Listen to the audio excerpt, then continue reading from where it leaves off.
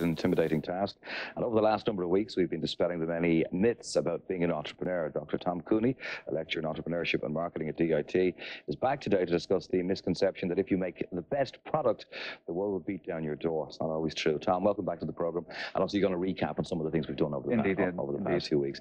Yeah, it's true, isn't it? Without the necessary sales support and admin and marketing, it doesn't matter what you're selling. If people don't know about it, they can't buy it. It's interesting because what we're talking about today by way of myth is a little different to what we've been dealing with previously. Previously, we're talking about the entrepreneur, the person. Today, we're talking about the perception that if I make the best product, then everybody's going to want it. And those days are gone.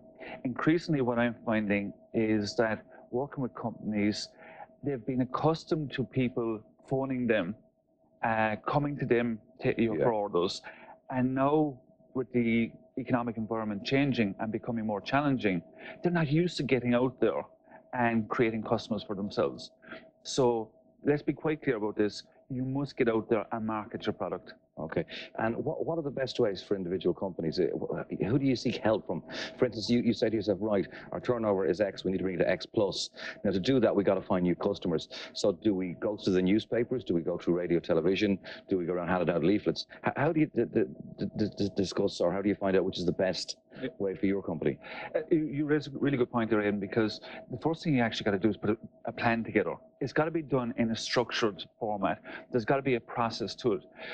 The analogy that I use in Start Your Own Business programs is I said to people, look, you're in Dublin, okay? You get into your car, you want to make a journey. You know, first of all, where's the destination? So let's say I want to go to the Cork, right? I take out my road map and I work out, here's how I go to Cork. It's exactly the same with your marketing plan or your business plan. Where am I now? Where do I want to get to? How am I going to get there? One of the problems that we have with people is they say, oh, sales are bad, we better do something about it. I know, let's do a bit of promotion. And they go off in an ad hoc fashion, send out leaflets or, no, look, do it constructively, do it in a way that there's a process to it that leads to the achievement of a specific objective. Well, otherwise, I suppose you're going to be spending dead money. I mean, if you an ad here and a leaflet there, it all adds up very quickly, and you're not hitting customers that maybe you should be hitting. Yeah, because one of the problems with an unstructured approach is that, as you say, you spend a lot of money, but also is you're spending a lot of money on the wrong people. Who is your customer? You know, what is your target market? Now, what do they read? What do they watch? What do they listen to? You should know your customer well enough that you'll be able to kind of identify them, know their reading habits, their TV habits, and then go in there, target that particular promotional avenue. A lot of that costs money in terms of targeting, or does it, targeting your ideal customer, how much TV he watches, what quality newspapers.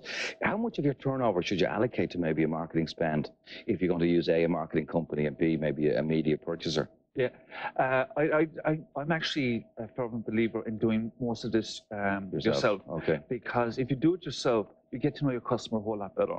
One of the things that we talked about previously was the idea of bootstrapping. The idea that doing as much of it as you can for as little money as possible. Right. Look, promotional campaigns do not have to be expensive. You can do flyers, local newspapers, you know. Why advertise on, I shouldn't be saying this, on national TV, for right? Smaller companies, of course. Yeah, for smaller companies. If your market is local, like if you're, I don't know, if you're down in Tralee or something, and that's your local market, okay, then why advertise on national TV or national radio, okay? Like, you know, local radio or local newspapers is far more effective and far less expensive.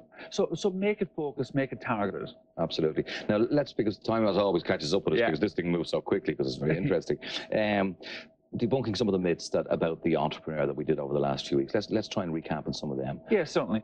One of the purpose of our series was to make entrepreneurship more accessible, and what we were trying to achieve was saying to people, look, entrepreneurship is difficult. Entrepreneurship is it's not easy. 50% of people fail in Start Your Own Business. Okay. They're not focused, obviously. Yeah. So 50% fail. Okay. So what we're saying is, look, it's not easy, but we've been trying to make it more accessible. What we've been saying with the myths have been as follows, right? We've been saying is myth number one: entrepreneurs are born and not made. Okay. Rubbish. Okay, we're saying myth number 2 is yeah, they must be creative. Okay. What we're saying is you can get ideas from anywhere and a whole bunch of different places. You don't have to be creative. Myth number 3 was that they're gamblers. No, they're calculated risk takers, and there's a hell of a difference. They're not reckless. Yeah, exactly. This will has a better chance of working than most. Yeah, and we talked about information being important there. Myth number 4, entrepreneurs are completely independent. We said no, you need teams. You need to build people around you. The best entrepreneurs in the world, Richard Branson, Dennis O'Brien, people like that, okay, they have teams built around them.